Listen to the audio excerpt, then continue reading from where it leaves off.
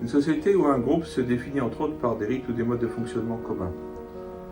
Il ne s'agit nullement de rites magiques, mais de modes de fonctionnement qui doivent nous apprendre à perfectionner notre comportement, tant vis-à-vis de Dieu que vis-à-vis des autres.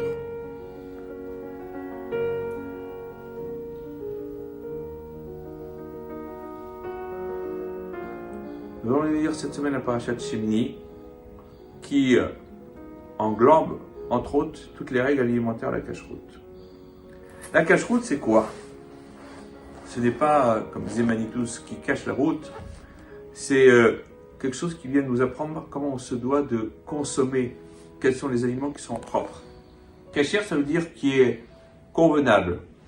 Il y a une nourriture qui est cachère, mais il y a aussi un vêtement qui est cachère, une attitude qui est cachère, une parole qui est cachère. Bref, notre vie se doit d'être placée sous le sceau SCEAU de la cacheroute. On se doit de savoir comment on se doit de se comporter, comment on se doit de parler, qu'est-ce qui doit être les objectifs de notre existence. Le Meachiloach, un grand maître de la Chassidoute, rapporte un passage du Talmud en Cholin 65a qui définit ce que sont les caractéristiques d'un oiseau cachère. Il ne doit pas se comporter comme un rapace. Il doit avoir un gésier et un jabot supplémentaires, ainsi qu'un doigt supplémentaire. Ces 4 signes symbolisent les caractéristiques de l'âme placée en l'homme. Le rapace qui déchiquette sa proie sans attendre même sa mort fait référence à la colère, toute chose qui n'est pas acceptable. Une autre explication nous fait comprendre qu'il s'agit d'un manque flagrant de confiance en Dieu, qui porte une attention particulière à chaque être vivant.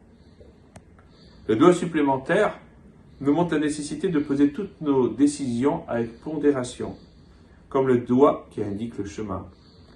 Le jabot, qui constitue une réserve alimentaire, nous rappelle qu'il faut toujours veiller à nous remplir de Torah et à constituer des réserves.